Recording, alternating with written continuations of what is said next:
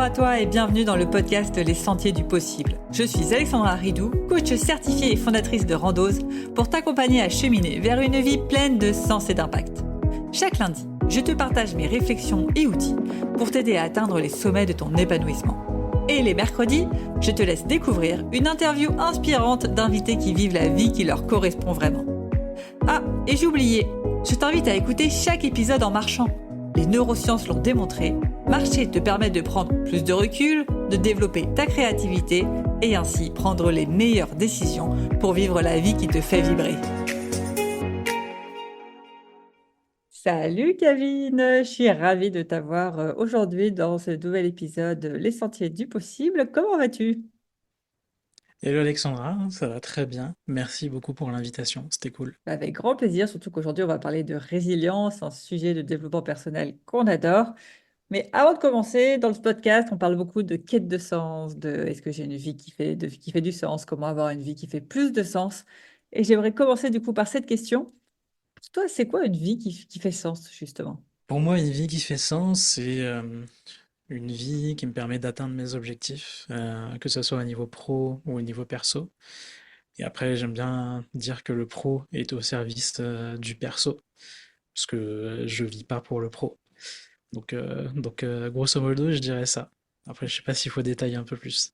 Non, non, c'est déjà top. Et aujourd'hui, tu dirais que tu as justement une vie où ton pro n'est pas au service, non, où ton pro est justement, pardon, au service de ton perso. Ouais, je dirais que je suis sur le chemin, on va dire. Par exemple, l'année dernière, j'ai pu voyager 6 mois en Asie. C'est grâce au pro, parce que j'ai un travail que je peux faire n'importe où, presque n'importe quand. Je dis presque parce que je travaille avec la France, il y a quand même les décalages horaires qui peuvent influencer. Et là, par exemple, je vis à l'île Maurice depuis quelques mois, encore une fois, c'est grâce au travail, quoi. Mhm. Donc, oui. Ah, trop bien. Ce serait quoi tes conseils pour ceux qui aujourd'hui ont une vie perso au service de leur vie pro, qui voudraient basculer de l'autre côté, donc avoir une vie pro au service de leur vie perso? Tu leur donnerais quoi comme conseil là? Il faudrait me donner un exemple spécifique. C'est quoi quelqu'un qui a sa vie perso au service de sa vie pro? C'est quelqu'un qui se plie en quatre, c'est ça, pour la Ouais, vie quelqu'un pro? qui est métro, boulot, dodo à fond, j'ai pas de temps pour moi, j'arrive pas à trouver un bon équilibre de vie, etc. Tu dirais quoi comme conseil? Moi, je me rappelle d'une phrase. Il y a un mec qui arrive et qui demande à Gary Vaynerchuk une phrase de motivation. Je sais pas si ça vous parle, Gary Vaynerchuk. Et il réfléchit 2 secondes et il dit trois mots, You will die, tu vois, tu vas mourir. Donc j'aime bien me rappeler qu'on n'a pas beaucoup de temps, on n'a pas tout le temps qu'il nous faut. Donc la vie classique, métro boulot dodo pour mettre de côté, acheter sa résidence principale et potentiellement commencer à vivre à 65 ans, ou je sais plus c'est quoi l'âge de la retraite. Euh, Enfin, c'est pas possible, quoi. Donc vaut mieux commencer à vivre dès maintenant et avoir sa vie pro du coup au service de sa vie perso et kiffer sa vie, quoi. J'adore. Tu vas mourir. Un excellent rappel. Aujourd'hui, j'aimerais bien parler de résilience avec toi. Tu as eu pas mal d'histoires dans ta vie qui font que tu as fait preuve de résilience. Déjà, est-ce que tu peux nous partager un peu à quoi ressemblait ton enfance? Moi, j'ai une enfance un peu compliquée. Moi, je suis né en France. À l'âge de 2 ans, ma mère et moi, on est partis à l'île Maurice. Il faut savoir que je suis né hors mariage. Donc, mon père, il avait déjà des enfants avant, mon père biologique. Euh, donc, déjà, relation compliquée avec ma mère et mon père. Et ma mère, du coup, plus tard, a trouvé son mari actuel, donc mon beau-père, avec qui j'ai vécu quasiment toute ma vie. Il faut savoir qu'à l'île Maurice, avoir un enfant en mariage, je pense que c'est très tabou. Parce que du coup, là, on parle d'une culture qui est pas du tout occidentale. Donc compliqué, quoi, dans les années 90, dans une culture un peu plus orientale, plus traditionnelle. Donc, et ce qui se passe, c'est que dans notre village, toute la rue où on habite, qui mène à l'extérieur du village, on va dire, parce qu'on habite au bout d'une rue où il y a une rivière, c'est que des maisons de la famille de mon beau-père. À l'île Maurice, en fait, tu te partages des terrains entre la famille, tu vois. Et en fait, c'est simple. Tous les matins, quand j'allais à l'école, je me faisais insulter de tous les noms. Ma mère, elle a même eu des violences physiques, etc. Donc tout ça, ça nous a poussé à revenir en France à l'âge de 10 ans. Quand on est revenu, bah, ma mère et mon père, ils avaient zéro qualification, je viens d'une famille modeste. Donc ils ont commencé par faire le ménage. Tu vois, encore aujourd'hui, ils font des petits boulots, genre le ménage. Mon père, aujourd'hui, il travaille dans un magasin pour faire, tu vois, vendeur polyvalent, ou manutention, tu vois, des choses comme ça. Et ma mère, toujours femme de ménage. Aujourd'hui, elle travaille pas parce qu'elle a plein de problèmes de santé, mais grosso modo, c'était ça. Et c'était à l'âge de 10 ans, et je m'occupais déjà de mes petites sœurs à cet âge-là. Donc, parcours déjà semé d'embûches dès le début. Donc, mon enfance, c'était à peu près ça. Et comment t'en es ressorti de tout ça? Je pense que justement, ça doit pas être facile de un, se faire insulter quand on est enfant et qu'on comprend pas trop pourquoi. De deux, je pense que ça t'a forcément responsabilisé plus de devoir t'occuper de tes sœurs. À, à quel moment tu as réussi à voir ça comme une force? À quel moment tu as réussi à dépasser ça? Si tu as réussi à dépasser ça d'ailleurs, comment ton cheminement il s'est fait? Pour répondre à ta dernière question, est-ce que j'ai réussi à dépasser ça? Je ne sais pas, mais c'est un travail en cours parce que du coup, je me fais aider d'une coach sur le sujet. On est en train de faire un travail sur le cycle de vie. On reprend tout le cycle de vie, on voit les grandes choses qui se sont passées et on passe à travers. Euh, donc ça, je sais pas encore, mais on va dire que c'est en progression, plutôt positive. Et comment est-ce que, bah, au moment où ça arrive, je le vis comme une injustice. Mais en même temps, je sais pas, en fait, quand t'as moins de 10 ans, même moins de 18 ans, tout ce qui t'arrive, tu te dis qu'il y a forcément une raison. Et je pense dans un cas sur deux, tu te dis que c'est toi la raison, tu vois. Ouais. Et je pense que c'était un peu mon cas. Donc, ce qui s'est passé, c'est que moi, je me suis tu, j'ai rien dit. Parce que j'en ai rarement parlé à mes parents, par exemple. Euh, Faut rajouter, on peut saupoudrer de tout ça un peu de harcèlement aussi, scolaire, parce que du coup, faut pas que ça soit plus simple que ça, tu vois. Donc, Mhm. j'ai aussi vécu du harcèlement à l'école, du genre des violences physiques, verbales, etc. Que ce soit à l'île Maurice ou même en revenant en France. Euh, et du coup, je me suis tué en fait. Tout le long, je me suis tué, j'ai rien dit. Ce qui fait qu'aujourd'hui, je suis grandement introverti. Donc là, par exemple, avec la coach, j'ai réussi à faire un travail pour commencer à oser dire les choses, tu vois, à m'affirmer. Parce que je vois l'impact. Aujourd'hui, des fois, quand ça se passe mal avec un client et que c'est pas forcément ma responsabilité, bah, j'ose pas l'affirmer. Ouais. Je vais me taire, je vais m'écraser, tu vois. Mm. Donc, on a réussi à relier ça à ce que j'ai vécu avant. Donc, ça, c'est cool, c'est déjà une belle progression et j'ose un peu mieux m'affirmer. Ah, c'est top. Et il y en a plein aujourd'hui qui, je pense, enfin plein malheureusement, et pas non plus la majorité, mais il y en a quand même pas mal qui vivent. Enfin, ce qui est dur, en fait, c'est qu'on choisit pas sa famille, on choisit pas son environnement, on choisit pas de se faire harceler. Aujourd'hui, tu t'aurais eu envie de dire quel conseil au petit Kevin de l'époque? J'aurais envie de lui dire, bah c'est marrant parce que du coup la dernière séance que j'ai faite avec ma coach, on a fait ça. On fait souvent ce travail-là, d'aller voir petit Kevin. Et en fait, je leur ai dit, c'est pas de ta faute. Hmm, c'est pas de ta faute et parle-en. Parce que du coup, je pense que quand t'es enfant, il faut en parler, aller voir les adultes et te faire aider pour qu'ils puissent te sortir de là. Parce que toi, bah, souvent, tu vas te sentir impuissant Mm. et qu'ils puissent bah, arrêter ça. Ouais, parce que le harcèlement, t'en as pas, vraiment pas parlé à tes parents à l'époque, c'est ça, tu gardais pour toi. J'en ai jamais parlé, que ce soit à l'île Maurice ou en France. J'en ai jamais parlé. Il y a juste un cas de figure où j'en ai parlé. C'est un jour, du coup, au bout du chemin, il y a une boutique, tu vois. Quand tu habites dans un village, tu vas faire tes petites courses pour dépanner dans la boutique du village. Et c'est au bout du chemin. Et je vais acheter de la farine pour ma grand-mère, tu vois. Parce que du coup, à l'île Maurice, on vit beaucoup avec ses grands-parents. On vit en grande famille. Euh, et j'ai l'habitude d'aller faire les commissions, on appelle ça à l'île Maurice. Donc je vais enfin, c'est pas comme en France faire les commissions, hein, mais là c'est aller acheter des petites choses pour mes tantes, ma mère, ma grand-mère. Donc j'ai acheté de la farine ou je sais pas quoi à la boutique. Et en fait, sur le chemin, je croise un frère un des frères de mon beau-père euh, qui me dit, enfin, qui me regarde bizarrement, tu vois. Je vais à la boutique, j'achète mon truc, et là, je commence à rentrer vers chez moi. Et là, je le vois au loin avec un sabre. Il me dit, vas-y, viens, que je te découpe. Tu Mais vois? non. Ouais.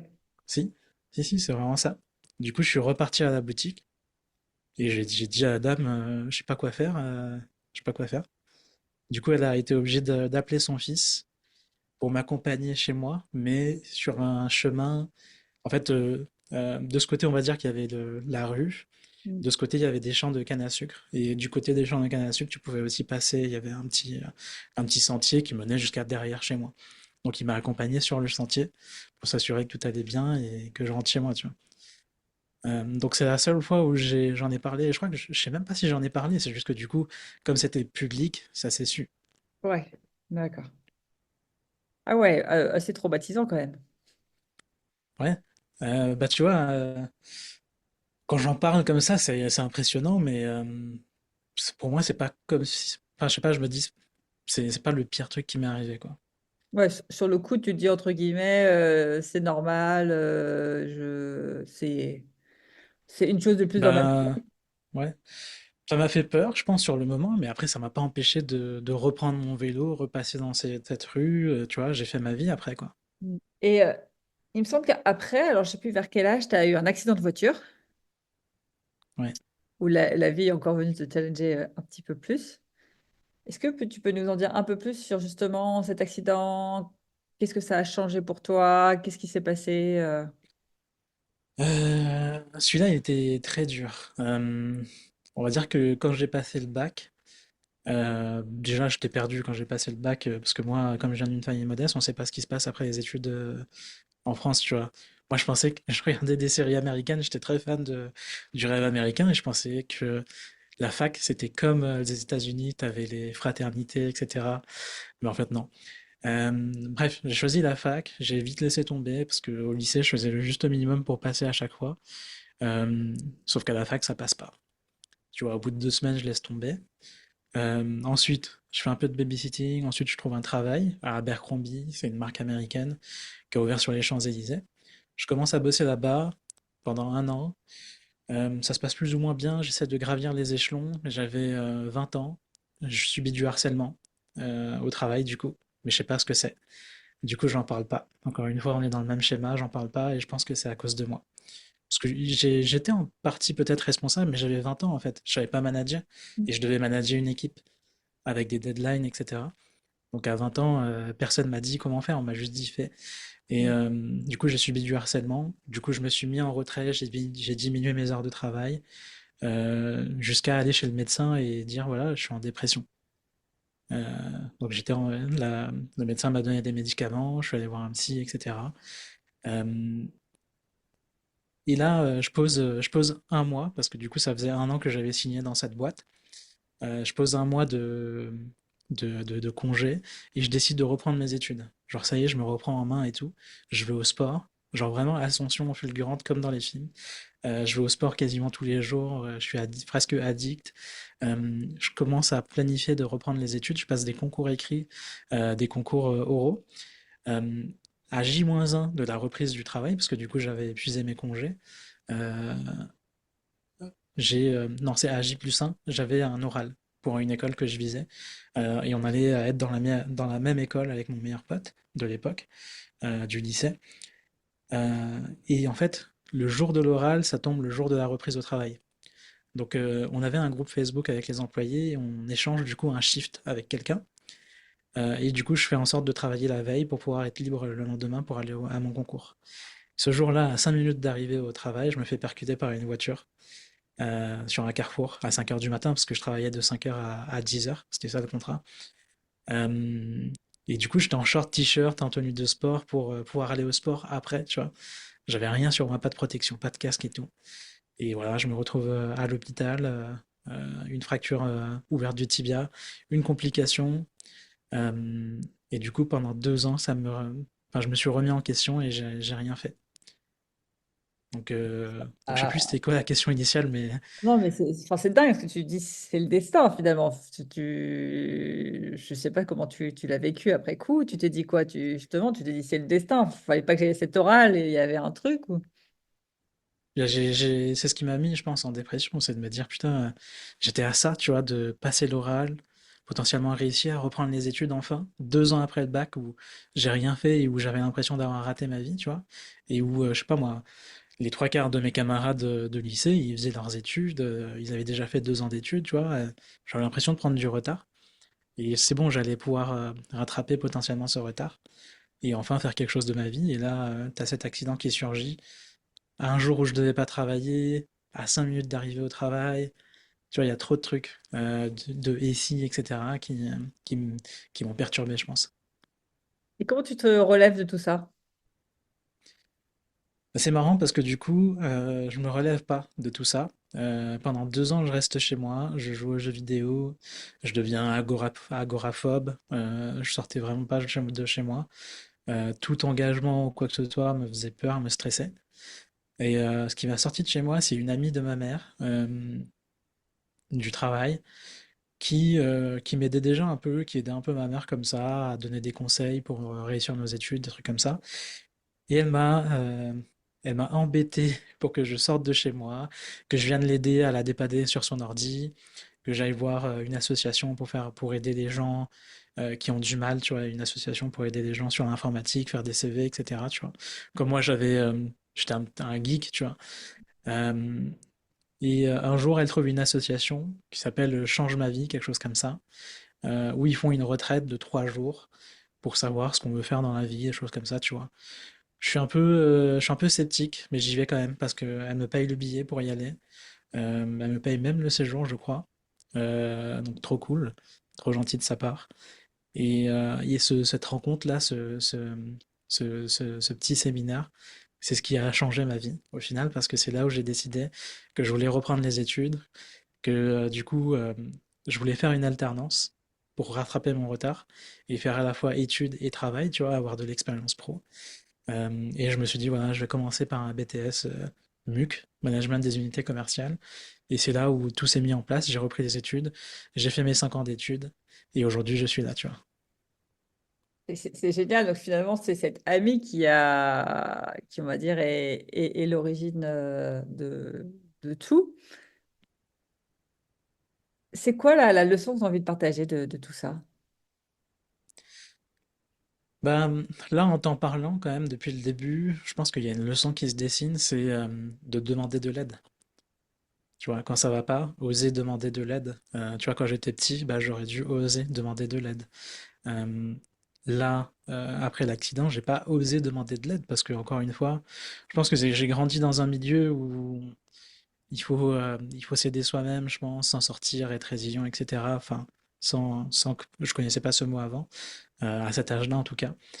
Et du coup, j'osais pas demander, je savais pas ce que c'était demander de l'aide. C'était presque honteux, je pense. Et aujourd'hui, en fait, je dirais que c'est tout le contraire. C'est soit tu y arrives, tu es quelqu'un de résilient naturellement, je sais pas si ça existe, mais je pense que oui, et tu y arrives. Soit ça ne l'est pas, mais dans ce cas, faut pas avoir honte. Ça doit pas être une honte de demander de l'aide, et que ce soit au niveau perso ou au niveau pro, il faut accepter l'aide. C'est une superbe leçon. Et aujourd'hui, du coup, c'est quelque chose que tu arrives à faire facilement, de demander de l'aide? J'étais en train d'y penser justement. Je voyais cette question arriver. Hmm, je sais pas, ça dépend. Là, depuis que je suis entrepreneur, je pense que oui, parce que je me suis fait accompagner, on va dire, la majorité du temps. Je commençais par quelqu'un qui m'a coaché en one-one, ensuite j'ai fait un programme de 6 mois. Là, par exemple, je suis dans le mastermind où on est tous les deux depuis un an maintenant. Euh, donc c'est une forme d'aide, d'être dans un programme en groupe ou même se faire coacher. J'ai une coach au niveau perso aussi. Donc je pense que j'appelle pas ça demander de l'aide, mais en tout cas, je me fais aider. Ouais. Et, euh, et alors, c'est peut-être indiscret, mais est-ce que tu as l'impression encore de subir du harcèlement? Je pense pas. Non, franchement, non. Super, ça, un message assez positif pour ceux qui se font harceler en ce moment, c'est que on peut sortir de cette spirale C'est pas parce qu'on Ouais. est victime un jour qu'on est victime toujours. Et d'ailleurs, j'aimerais rebondir sur un truc où j'ai pas encore eu le temps de rebondir que tu as dit tout à l'heure. Je paraphrase, mais c'est peut-être pas exactement ça ce que tu as dit, hein. Mais je ne savais pas, j'avais pas l'impression que je me faisais harceler. Cette notion de peut-être que je me rendais pas compte, je me disais que c'était moi le problème. Enfin, j'appelais pas ça du harcèlement, je me disais que c'était moi le problème. C'est normal qu'on me dise ça. C'est quoi aujourd'hui pour toi les signes qui devaient être un peu attention, je tire la sonnette d'alarme, justement de harcèlement où on se dit bah c'est non, c'est pas nous le problème. C'est là c'est on est face à du harcèlement. Hmm. Je vais prendre l'exemple du travail. Quand je travaillais chez Abercrombie, du coup, je pense que peut-être la sonnette d'alarme, c'est quand tout le monde est contre toi. T'as l'impression en tout cas que tout le monde est contre toi et que bah, du coup justement t'es piégé dans un coin où tu peux pas en parler. Après il y avait une personne à qui j'aurais pu en parler, tu vois, qui aurait pu me protéger, mais j'ai pas osé parce que du coup à cet âge-là, tu vois, j'avais 20 ans, j'allais vers mes 21 ans. Quand t'es jeune comme ça, quand tu parles de ces choses-là, en fait, ça rentre dans une catégorie où tu es une balance. Et être une balance, c'est pas une bonne chose. C'est ce qu'on t'a appris au collège, au lycée. Du coup, tu n'as pas envie d'être une balance. Donc forcément, c'est toi le problème. Si les gens ils te font chier, c'est toi le problème. Mais en fait, non, je dirais aujourd'hui, s'ils étaient tous contre moi, c'est j'ai des théories, mais je sais pas si elles sont valides. C'est potentiellement de la jalousie parce que t'as un mec de 20 ans qui s'en sort bien, euh, qui se fait apprécier des managers, qui commence à gravir un peu les échelons. C'est pas juste. Moi, j'ai 25 ans, j'ai 30 ans, j'ai 40 ans. Pourquoi lui, il devrait être au même poste que moi, quoi? Pourquoi il Ouais. devrait s'en sortir? Alors, au moins, à la moindre erreur, il faut lui taper dessus, il faut lui apprendre qu'il n'est pas si bon que ça, en fait. Donc, ça, Mm. c'est ma théorie. Ouais, donc ce que tu dis, c'est quand on voit que tout le monde est contre toi et que tu dis un peu c'est de ma faute, c'est que là on est dans du harcèlement et de la pression psychologique, quoi. Ouais, je dirais, ouais. Je dirais. En tout cas, bah, je dirais que le premier signe, c'est que dès que tu as un comportement au travail qui est récurrent et qui te fait du mal, à un point où t'as pas envie d'y aller à cause de ça, c'est du harcèlement. Alors que moi, j'aimais ce travail, tu vois. Enfin, c'était un travail de base. Je rangeais le magasin avant l'ouverture, tu vois, mais à 20, 21 ans, bah, je m'étais fait plus d'un SMIC tous les mois parce que je faisais des heures sup. Et quand à 20 ans, tu touches plus d'un SMIC, t'es trop content, quoi. Donc moi, j'étais content d'aller au travail, de travailler, de toucher mon argent, potentiellement aider ma mère si elle le voulait, ou m'acheter des trucs, me faire plaisir, tu vois. J'avais enfin quelque chose qui se passait de bien, alors que j'ai vécu dans vraiment une très forte modestie, tu vois, en termes de vie. Mm. Il y a des années où on a dormi à 10 dans une chambre de bonne de 10 mètres carrés, tu vois. Mm. Donc toucher plus d'un SMIC à 20 ans, c'était trop cool. Et là, du coup, ils m'ont coupé l'envie de continuer ça. Ultra clair. Et donc après, tu es, rentré dans le monde professionnel, tu as fini par te mettre à ton compte. Et là, la vie a encore voulu te tester avec un de tes... C'était ton associé, je crois, un de tes associés. Est-ce que tu peux nous en dire plus justement sur cette dernière histoire où la vie Ouais. a voulu encore une fois te challenger? Ouais, bah du coup, on a fondé une agence avec trois associés, dont un qui était un prof que j'avais eu pendant mes études. Moi, j'ai fait des études de marketing digital, enfin, j'ai fini avec le marketing digital, avec un master en alternance, et je gérais le marketing de mon école, donc je faisais des pubs déjà à l'époque, et j'avais eu cet intervenant qui était expert Google Ads et YouTube Ads, et, euh, et en fait, quand je finis mes études, il m'appelle et il me dit, tiens, je me rappelle de toi parce que tu te débrouillais bien. Je monte une agence parce que pour moi, ça se passe bien en freelance, je fais 20K par mois, etc.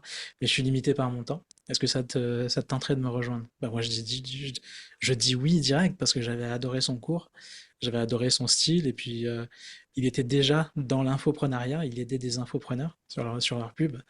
Et du coup, je me suis dit, bah, c'était le plein boom de l'infoprenariat en 2019, tu vois. Donc je me suis dit, bah tiens, il y a ce milieu-là qui m'a l'air stylé, j'ai envie d'y aller, bah donc j'y vais. Et en Alors, fait, lui, il s'est associé avec. en salarié avant et du coup, tu quittes ton job, c'est ça? Bah, j'étais en alternance, donc je finissais mes études, donc moi, j'avais pas prévu quelque chose après. Euh, donc c'était naturel pour moi comme next step.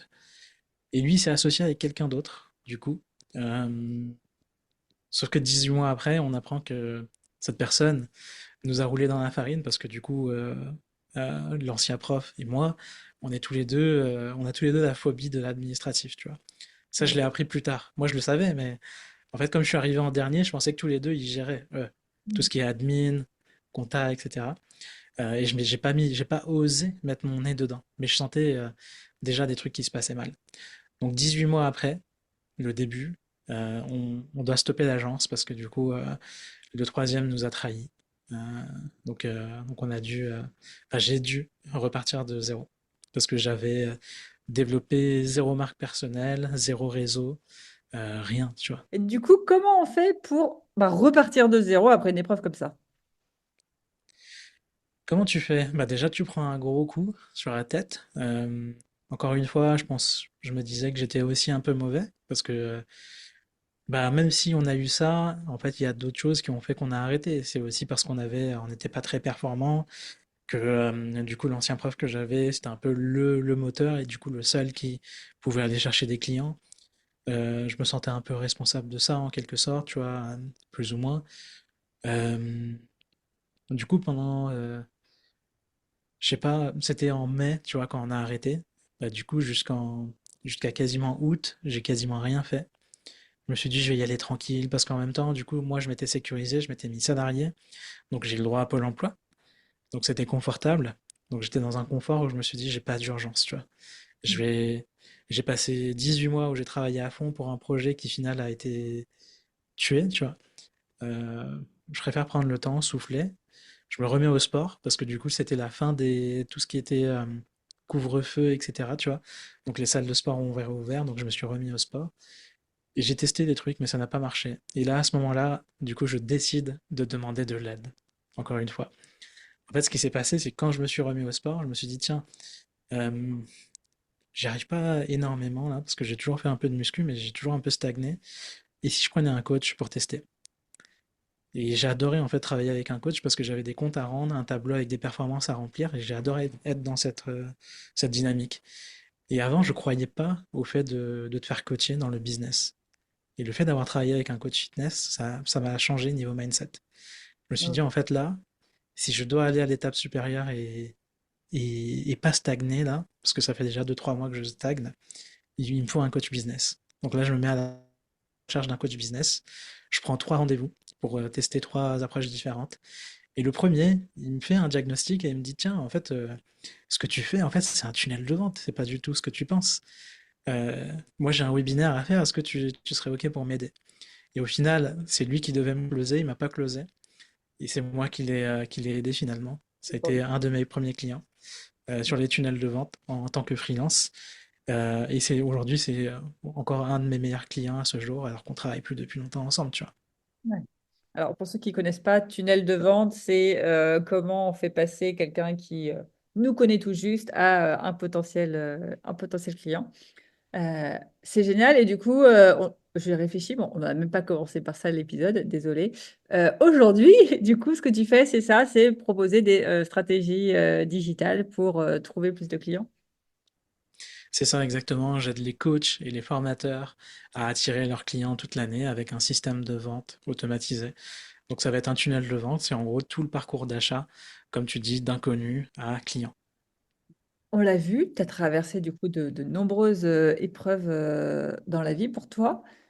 Qu'est-ce qui fait que justement aujourd'hui, tu as réussi à avoir une vie qui fait pleine de sens, une vie pro au service de ta vie et t'as pas l'air si malheureux que ça, si je peux me permettre d'un point de vue extérieur. Je dirais plutôt que tu réussis plutôt bien. C'est quoi les clés pour toi, les secrets pour ces personnes qui sont pas encore à ce niveau-là, qui sont peut-être au fond du trou, soit ils sont en train de se faire harceler, soit il leur est arrivé désolée, j'ai pas d'autre mot qu'une merde, une merde de la vie, type un accident de voiture ou autre. Qu'est-ce qui, selon toi, a fait que tu as réussi à remonter cette pente à chaque fois? Euh, Bah justement, moi j'ai pas l'impression. Je pense que c'est l'image que je renvoie et vous êtes plusieurs à me faire ce retour-là, que on a l'impression que je réussis pas mal et que j'ai pas l'air de galérer, etc. Pourtant, je pense que je galère. Enfin, j'ai l'impression de galérer. Euh, je pense que c'est parce que ce qui ressort en fait beaucoup avec ma coach perso, c'est qu'en fait, comme j'ai eu plein de difficultés, beaucoup de choses graves qui me sont arrivées, dont un trauma. Euh, je me suis créé une carapace, en fait. Il y a une carapace qui se forme pour te protéger. Et je pense que c'est cette carapace aujourd'hui qui fait que d'un point de vue extérieur, on a l'impression que je réussis pas mal, que j'ai pas de difficultés, etc. Mais en vrai, c'est, je dirais pas tout le contraire, mais c'est 50-50, tu vois. Mais ce qui fait qu'aujourd'hui je m'en sors, c'est que bah, ça me fait penser comment ça s'appelle? Un proverbe, non pas un proverbe, mais une citation du film, je crois, Rocky, où il te dit, voilà, la vie va toujours te mettre une patate, tu vas avoir un genou à terre. Maintenant, tu décides de garder le genou à terre ou tu te relèves, tu vois. Et moi, Ouais. je me suis toujours relevé, j'ai toujours cette mentalité-là. Et pourquoi? Parce que je pense que j'ai été inspiré par mes parents, parce qu'eux, ils ont dû tout sacrifier pour qu'on vienne en France, qu'on ait une bonne éducation avec mes sœurs. Et eux, ils travaillaient de 8 heures à 22 heures, tu vois. Il y a pas, ils ont pas relâché. Encore aujourd'hui, ils continuent, tu vois. Même si aujourd'hui, ils ont des problèmes de santé, mais ils continuent à se battre. Donc, c'est aussi pour leur rendre hommage, c'est aussi pour pouvoir les aider, leur potentiellement aider contribuer à leur confort quand je pourrais, tu vois. Enfin, déjà, je l'ai déjà pas mal fait, mais j'aimerais encore plus pouvoir le faire. Ça me parle beaucoup de ce que tu dis. C'est quelque chose que moi, je remarque chez moi. C'est l'envie de se battre pour quelque chose d'extérieur. C'est-à-dire que s'il y avait que notre petite personne, c'est un peu bon, bah, c'est bon, quoi. J'abandonne, je lâche tout, je fais des jeux vidéo toute la journée. Mais quand on commence à se dire, OK, allez, bats-toi pour tes parents, pour tes sœurs, pour rendre hommage à un tel, là, tout de suite, je trouve que ça donne l'envie bah, de se relever, comme tu dis, ce truc de, oh, allez, on relève le genou. Donc, je sais pas si Ouais, tu trouves aussi que c'est ça chez toi qui fait peut-être le déclic, c'est ce côté extérieur, en fait, finalement, plus que intérieur, qui pousse ouais. à... Oui, exactement. En fait, avant qu'on démarre l'agence, on va dire, dans la phase de transition où j'ai fini mes études et où on a démarré l'agence en 2019, j'ai eu un déclic à un moment. Je me suis rendu compte que mes parents avaient pas mal de problèmes de santé, surtout ma mère. Elle a toujours eu des problèmes de diabète et là, récemment, elle a eu un problème au cœur. Et j'ai une de mes sœurs, par exemple, qui a une sclérose en plaques qui a été détectée à l'âge de 15 ans, tu vois. Donc, en fait, quand j'ai fait l'équation comme ça, je me suis dit, ma famille est pas mal en difficulté. Quand moi j'ai eu mon accident, ils étaient là pour moi, tu vois. Euh, ça va pas être ouf à raconter, hein, mais c'est juste pour que vous l'imaginiez. Enfin, vous l'imaginiez. À un moment, quand je venais de me faire opérer, je pouvais pas me sortir du lit et je devais faire pipi comme à l'hôpital, tu vois, dans une bouteille. Et à un moment, je l'ai renversé et il y a une de mes sœurs, celle qui a la sclérose en plaques, qui a dû l'éponger, tu vois, passer la serpillière. Et ça m'avait marqué. Donc à un moment, je me suis dit, je vais être là quand ils en auront besoin. Aujourd'hui encore, ça va, ils s'en sortent. Ma sœur peut travailler, ma mère peut encore un peu travailler, elle touche des aides, etc. Mais si jamais un jour c'est critique, je veux pouvoir avoir, un, le temps d'être présent, et deux, l'argent, s'il y a une situation qui impose d'avoir une somme considérable à débourser, tu vois. Et je veux être dans cette situation confortable-là. C'est pour ça qu'aujourd'hui, bah, je m'acharne à travailler un peu plus pour être dans cette situation confortable où je peux donner de mon temps et de mon argent si ma famille actuelle ou ma future famille en a besoin. Ouais, c'est ultra beau et ultra inspirant, parce que je pense que tu as dit là, je pense, ce qui donne le plus de sens et le plus grand pourquoi on fait les choses en général. C'est pas pour nous parce que voilà. Mais dès que c'est pour les autres, c'est là où je trouve qu'on on tire toute la flamme et toute la force. C'est ultra, ultra inspirant. En tout cas, moi, ça m'inspire beaucoup. J'espère que les auditeurs aussi. Je voulais rebondir aussi sur autre chose où je ne l'ai pas saisi à temps, mais qui m'est revenu. Tu as dit une phrase, encore une fois que je paraphrase plus ou moins exact mot pour mot. Quand je disais oui, ça va, on voit que tu as l'impression que, que tout réussit, tu me dis non, aujourd'hui, je dirais plus que c'est 50-50. C'est une vraie réflexion que je me fais aujourd'hui. On a tendance à vite dire je réussis ou je réussis pas, mais je pense qu'en fait, le 50-50 est le mieux que tu puisses obtenir dans ta vie. Et j'aimerais bien avoir ton point de vue là-dessus, parce que ça fait partie de mes réflexions du moment, moi, en tout cas, à titre personnel, de est-ce que vraiment on peut avoir une vie où, on va dire, la dose de bonheur, la dose de réussite par rapport à la dose de difficulté, de galère de la vie, elle est vraiment, je sais pas moi, 100, 0 ou même 80, 20. J'ai l'impression que quoi qu'il arrive, soit on a zéro difficulté, mais on est dans une grosse zone de confort et finalement on est dans un faux bonheur. Il n'y a pas mieux, c'est comme ça et ça peut pas changer. Soit on est en quête de mieux et dans cette quête de mieux, toujours méga galère. Enfin, je vois ma vie. Moi, je dirais entre guillemets que j'ai réussi. Mais en vrai, il y a autant de galères que de réussites. Il y a des moments où j'ai envie de tout envoyer valser, où j'ai envie de tout remettre en question dans la vie pro, dans la vie perso. C'est quoi, toi, ta vision, justement? Est-ce que toi, tu dis, ouais, il y a quand même un idéal où on peut atteindre un 100-0 ou un 90-0, ou est-ce que tu dis, en fait, je suis en 50-50, mais c'est ça la vie, quoi. Pour moi, à l'état actuel, je dirais que c'est difficile d'atteindre un 100% parce qu'il y aura toujours une galère. Que ce soit une galère médicale ou autre, tu vois. Mm. Je prends l'exemple de ma copine, par exemple, elle, euh, on pourrait dire qu'elle a réussi actuellement aujourd'hui parce que elle est freelance, mais elle est capée niveau client, mais elle a son idéal en termes de salaire. Mais par exemple, les choses externes vont la rendre malheureuse, par exemple la pollution, les gens qui polluent, les gens qui rendent les autres tristes, tu vois. Enfin bref, pour moi, tu peux pas être à 100% parce il y aura toujours un truc qui te rendra plus ou moins triste. Donc, soit des galères de santé, soit des galères d'argent, soit des galères de relations. Et alors, c'est pas très optimiste, mais j'aimerais bien finir là-dessus pour nos auditeurs parce que je pense que c'est le plus réaliste. C'est pas la vision de la vie où, ouais, super, vous allez être super heureux toute votre vie, au top, top, top, au niveau 100, 100, 100. Mais je trouve que on nous bassine beaucoup de situations idéales, il faut atteindre des situations idéales, même dans le marketing, je sais pas moi, des shampoings, quoi, il faut avoir les meilleurs cheveux, les plus beaux, etc. Mais je pense que c'est utopique et que ça nous rend malheureux de se dire que hein, il y a l'idéal qui est tout là-haut et qu'en bas, faut surtout pas y aller.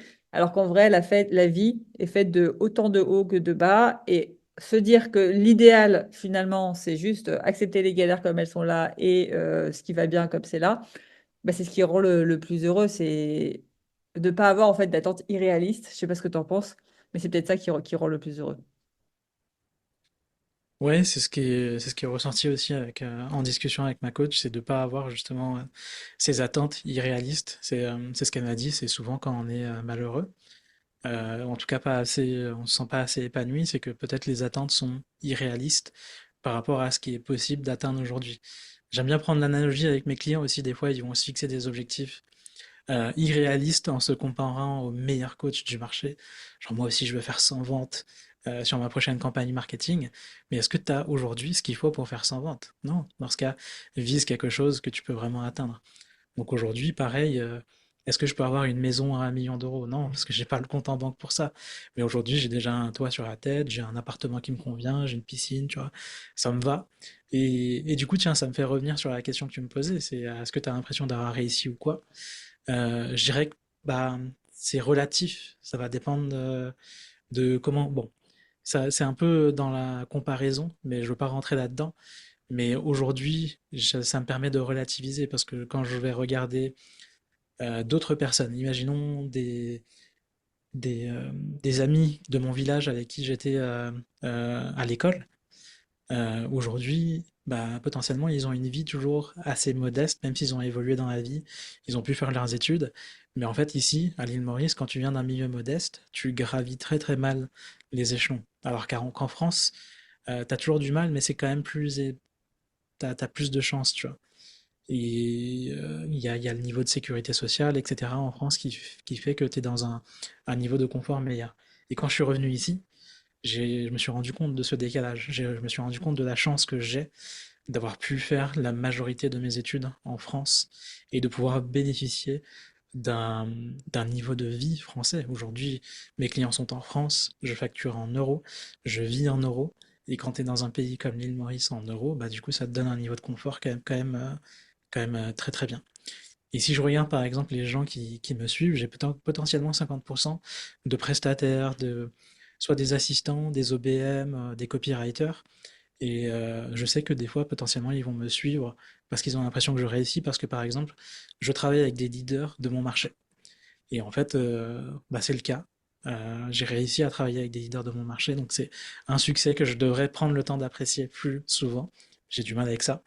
Euh, mais je dirais pas que, tu vois, je suis pas à 20K, 30K par mois. Tu vois, tout ce qu'on nous promet à chaque fois. Tu vois, je galère toujours autant, mais peut-être que je galère un peu moins que certains. Et en fait, il faut juste dire que c'est un chemin et que faut pas se comparer à l'étape 5, alors que toi, tu es encore à l'étape 2, quoi. L'étape Ouais. 5 de quelqu'un, alors que toi, tu es à ton étape 2. Non, carrément, c'est un excellent rappel. Et surtout, est-ce que vraiment le CA fait le bonheur? Est-ce que vraiment c'est le fait d'avoir gravi les échelons qui fait qu'on est heureux? Je suis pas forcément non plus sûre. Et comme tu dis, déjà, prendre conscience de ce qu'on a, c'est déjà super. T'as un toit, t'as un salaire, tu t'éclates, t'as une vie pro, ça de ta vie, tu peux voyager, tu peux bouger. Rien que ça, c'est déjà top. Après, forcément, on est tous humains, on a envie de se développer encore plus, aller encore plus loin, mais ne pas oublier de profiter du chemin. Là, cette phrase Mm. qui, pour moi, est ultra importante. On l'oublie, on dit, oh, c'est bon, profite du chemin, profite du chemin. Ouais, Mais c'est vrai que la source de nos malheurs, en général, c'est qu'on vise un sommet et qu'on ait la tête dans le sommet. Et on oublie tout simplement de juste profiter de là où on en est. Je ne sais ouais, pas, ceux qui nous écoutent, où est-ce que vous êtes en ce moment dans votre vie, mais à partir du moment où quand même vous avez de quoi manger, où vous avez un toit, où vous êtes un petit peu bien entouré, et encore même pas besoin, il y en a qui sont qui aiment bien être seuls et nickel. Mais à partir du moment où vous êtes en bonne santé et que tout va bien, enfin, vous avez du coup le strict minimum pour vivre, c'est déjà super. ouais. Ça me rappelle que je me rappelle souvent ici, en fait, justement, quand je parle des gens de mon village, etc. C'est qu'ils ont une vie, parfois ils ont une vie simple, mais cette vie simple, c'est tout ce qu'il faut. Tu vois, ils ont construit leur maison près de leur famille, ils vivent en famille, le week-end ils vont à la plage, ils ont leur petit travail, etc. Tout va bien, ils n'ont pas de grosses galères, tu vois. Ils ont de quoi manger, comme tu dis, un toit sur la tête, une voiture pour se déplacer. Tant qu'il n'y a pas de grosses galères et que tu as une vie simple et que tu arrives à en tirer ce que tu veux, c'est OK.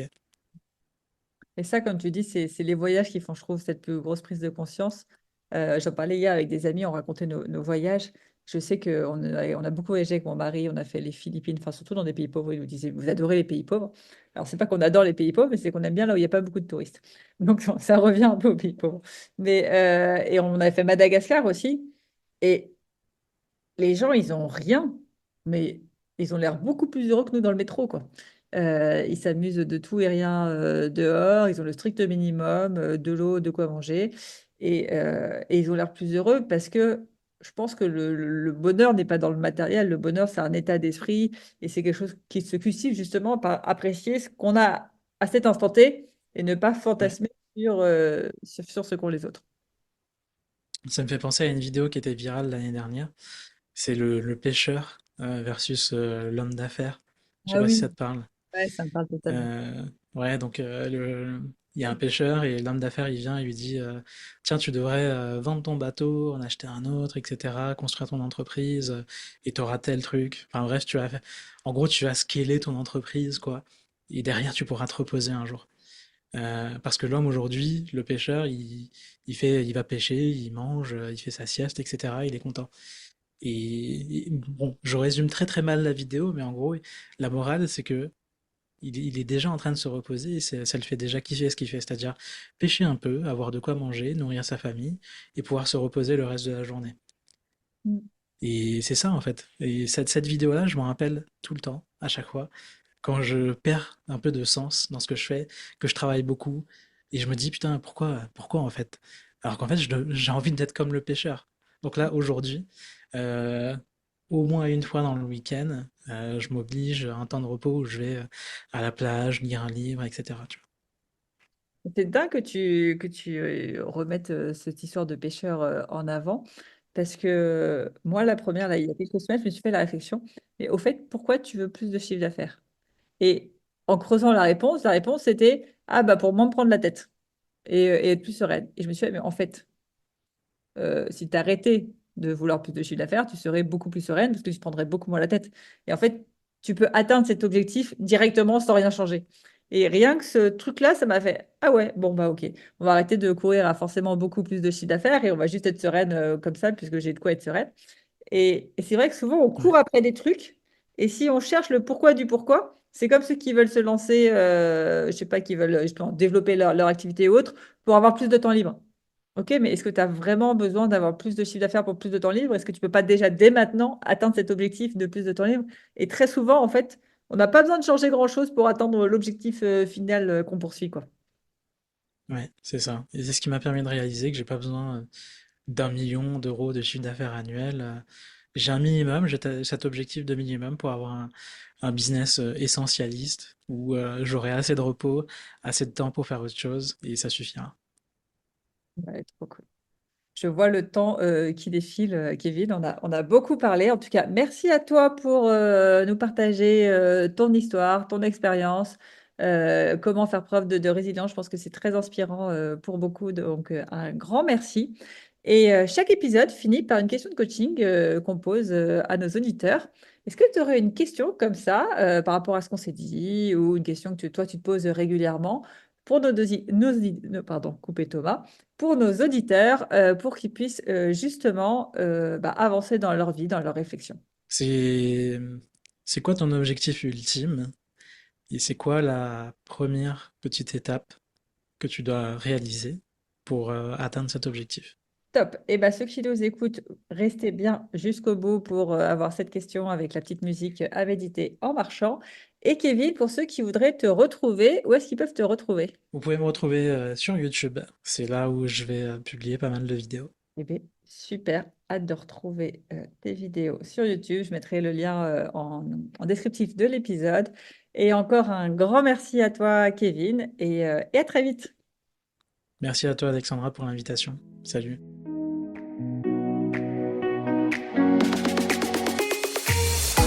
Avant de te plonger dans la question de coaching du jour, pense à rejoindre la plateforme d'exercice en ligne du podcast pour y retrouver les notes d'épisode, les questions de coaching et l'action à réaliser pour cheminer pas à pas vers une vie pleine de sens et d'impact. Le lien est en description de l'épisode. Et bien évidemment, si tu as aimé cet épisode et le concept du podcast, tu peux me le faire savoir en me laissant une belle note ou un joli commentaire sur la plateforme de ton choix. Tu peux aussi partager le podcast à une personne qui peut en avoir besoin. Et c'est parti pour tes 2 minutes de coaching et on se retrouve très vite dans le prochain épisode. Bye bye! Et c'est parti pour ta question de coaching du jour à méditer en marchant. Aujourd'hui, c'est Kevin qui te pose cette question. Quel est ton objectif ultime?